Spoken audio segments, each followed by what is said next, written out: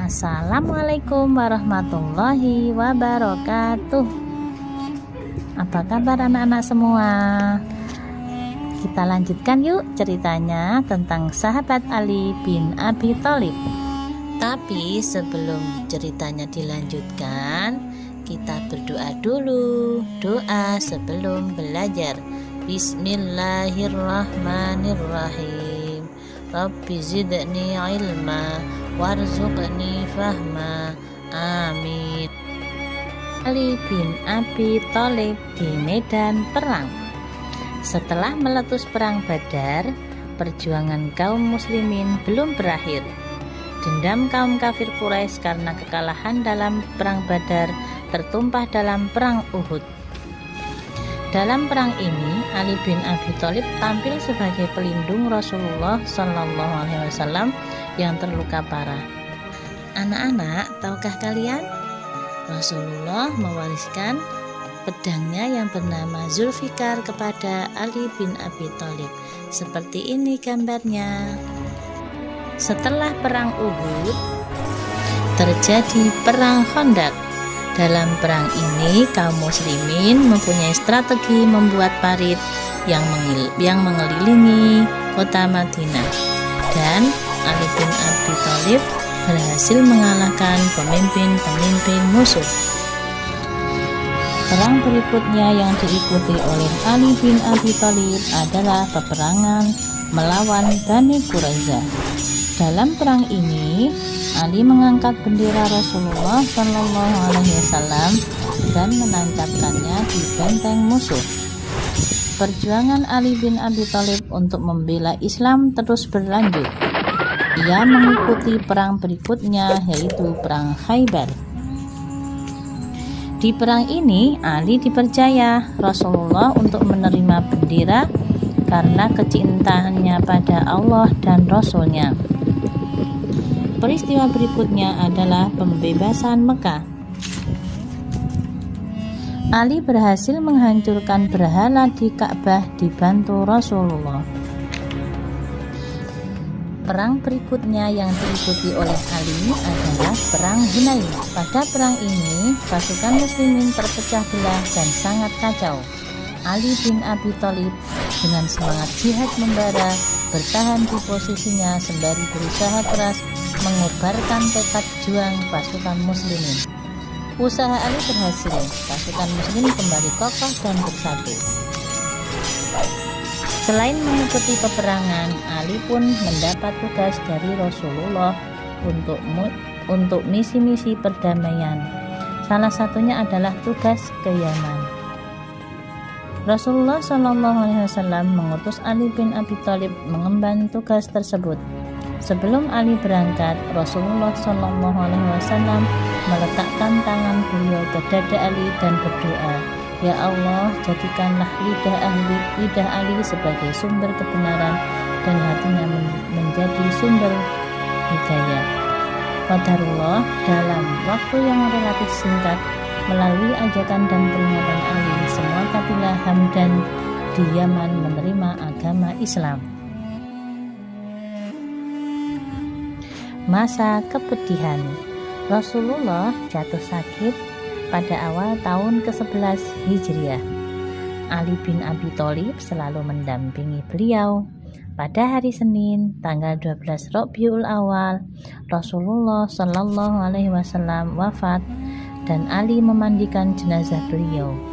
Ali sangat sedih kehilangan seseorang yang sangat dikasihi dan dihormati. Ali mendapatkan pendidikan akhlak dan agama secara langsung dari Rasulullah. Ali juga mendapatkan kepercayaan menjadi salah satu penulis wahyu. Fatimah, istri Ali bin Abi Thalib, jatuh sakit sejak Rasulullah wafat. Ali semakin sedih dengan keadaan itu. Pada akhirnya, Fatimah pun menyusul ayahnya. Ali semakin berduka karena kehilangan dua orang yang terkasih. Khalifah keempat. Pada masa pemerintahan Khalifah Utsman bin Affan, mulai terjadi gerakan makar dan fitnah di kalangan kaum muslimin. Puncaknya, mereka memberontak dan membunuh sang khalifah. Ali sangat terpukul. Ia memarahi Hasan dan Husain yang sebelumnya dikirim untuk turut melindungi Khalifah Utsman. Ia pun memarahi Muhammad bin Thalhah dan Abdullah bin Zubair dengan mengatakan, ketika kalian masih hidup, bagaimana bisa kalian biarkan Khalifah Utsman menjadi syahid? Setelah terbunuhnya Khalifah Utsman, keadaan semakin kacau. Para pemberontak mengumpulkan penduduk Madinah dan menebar ancaman. Jika tidak segera terpilih khalifah yang baru dalam sehari, kami akan membunuh Thalhah, Zubair, Ali, dan pemuka-pemuka Islam yang lain. Kaum muslimin kebingungan. Mereka sangat khawatir para pemberontak akan membuktikan ancamannya. Akhirnya mereka berbondong-bondong mendatangi Ali bin Abi Thalib dan memintanya menjadi khalifah. Meski tidak ingin menerimanya, Ali tidak punya pilihan lain. Ia dibaiat menjadi khalifah pada hari Senin tanggal 21 Dzulhijjah tahun 30 Hijri. Kezuhudan Ali bin Abi Thalib. Serupa dengan para sahabat yang lain, Ali bin Abi Thalib menjalani hidupnya dengan kezuhudan. Beliau menghindari hidup mewah, apalagi bermegah-megahan. Kehidupan beliau meneladani kehidupan Rasulullah Shallallahu Alaihi Wasallam. Ali bin Abi Thalib tinggal di rumah yang sederhana bersama keluarganya. Beliau makan dari gandum yang digiling oleh istri beliau sendiri. Suatu hari, seorang sahabat menemui Ali bin Abi Thalib. Saat itu musim dingin tengah melanda sehingga cuaca amatlah dingin. Tubuh Ali pun menggigil. "Wahai Khalifah, bukankah engkau dapat menggunakan uang dari Baitul Mal untuk membeli selimut yang hangat?" tanya sahabat itu. "Demi Allah, aku sudah merasa cukup dengan pakaian bulu-bulu yang aku bawa dari Madinah ini," jawab Khalifah Ali. Perang Jamal dan Perang Siffin. Semasa Rasulullah Shallallahu Alaihi Wasallam masih hidup, beliau berkata kepada Ali, akan terjadi suatu perselisihan antara kau dan Aisyah. Kabar terbunuhnya Khalifah Utsman bin Affan terdengar oleh Bunda Aisyah radhiyallahu anha yang baru pulang dari Mekah untuk menunaikan ibadah haji. Bersama Thalhah bin Ubaidillah dan Zubair bin Awam, Bunda Aisyah radhiyallahu anha mendatangi Ali dengan maksud untuk mengadakan islah. Mereka ingin mendengarkan penjelasan Khalifah Ali terkait kasus pembunuhan Khalifah Utsman secara langsung dan berharap ketegasan Ali hukum para bunuh. Namun sebelum mereka bertemu, para penebar fitnah melancarkan aksinya. Mereka menyerang kubu Khalifah Ali dan kubu Bunda Aisyah hingga keduanya merasa saling diserang. Akhirnya pecah perang yang sebetulnya tidak diinginkan. Dalam peperangan ini, Khalifah Ali membawa 10.000 pasukan, sedangkan Bunda Aisyah radhiyallahu an bersama 6.000 prajurit yang mengendarai unta. Bunda Aisyah berperang di atas unta. Beliau mengatur peperangan di atas untanya dan peperangan terjadi di sekitar unta. Itulah sebabnya perang ini dinamakan Perang Jamal atau Perang Unta. Ketika salah satu kaki unta beliau terkena sabetan pedang, maka berakhirlah perang tersebut. Hari kemudian, Khalifah Ali mengantarkan Ummul Mukminin Bunda Aisyah radhiyallahu an pulang ke Madinah dengan penuh kemuliaan dan penghormatan. Khalifah mengantarkan Bunda Aisyah sebagaimana seorang anak mengantar pulang ibunya.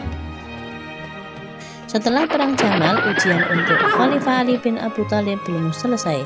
Khalifah Ali harus berhadapan dengan Muawiyah bin Abi Sufyan. Muawiyah adalah gubernur Syam yang diangkat oleh Khalifah Umar bin Khattab. Ia seorang politisi andal sehingga mampu menguasai Syam sepenuhnya. Puncak dari perbedaan ijtihad antara Khalifah Ali dengan Muawiyah adalah meletusnya perang saudara yang pertama, yaitu Perang Siffin. Perang Siffin dimenangkan oleh Khalifah Ali dan pasukannya. Namun Khalifah Ali bukanlah seorang pemimpin yang kejam. Beliau tidak menghancurkan pasukan Muawiyah apalagi membunuhnya. Atas dasar persatuan umat, Khalifah Ali dan Muawiyah mengadakan perundingan, tapi gagal karena adanya kecurangan dari wakil pihak Muawiyah, yaitu Abu Musa al-Asy'ari. Kegagalan majelis tahkim mendorong Khalifah Ali mempersiapkan pasukan besar untuk menghadapi Muawiyah.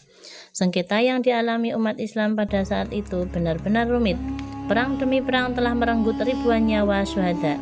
Diam-diam kaum Khawarij yang tidak memihak Khalifah Ali maupun Muawiyah merencanakan sesuatu yang besar, yaitu menghilangkan nyawa Khalifah Ali, Muawiyah, dan Amr bin As. Suatu ketika Rasulullah SAW pernah berkata kepada Ali, "Kamu tidak akan mati melainkan dalam keadaan jenggotmu bersimbah darah." Ali tersenyum bangga mendengarnya karena itu berarti beliau meninggal dalam keadaan syahid. Seperti biasanya, Khalifah Ali bin Abi Thalib menghabiskan malam dengan menenggelamkan diri dalam dzikir dan ibadah. Ketika adzan subuh berkumandang, beliau keluar rumah untuk melaksanakan sholat subuh berjamaah. Saat di luar rumah, tiba-tiba sabetan pedang menyambut tubuh Khalifah Ali sebanyak 3 kali. Darah mengucur sehingga jenggotnya basah oleh darah. Ketika melihat jenggotnya basah oleh darah, Khalifah Ali tersenyum sambil berujar, "Sungguh benar janjimu, wahai Nabi." Para sahabat mendekati Khalifah Ali untuk menolongnya, sementara sebagian yang lain mengejar Ibnu Muljam. Setelah tertangkap, Ibnu Muljam dihadapkan pada Khalifah Ali dengan sombongnya dia berkata, "Aku telah mengasah pedangku selama 40 hari untuk membunuhmu, dan aku telah berhasil melakukannya," kata Ibnu Muljam tanpa rasa penyesal. 2 hari setelah peristiwa itu, bin Abi Thalib menemui syahidnya. Setelah menjabat sebagai khalifah selama 5 tahun, beliau wafat dengan meninggalkan berjuta kemuliaan. Demikian tadi kisah tentang sahabat Ali bin Abi Thalib. Semoga kita semua dapat meneladani sifat-sifat beliau. Wassalamualaikum warahmatullahi wabarakatuh.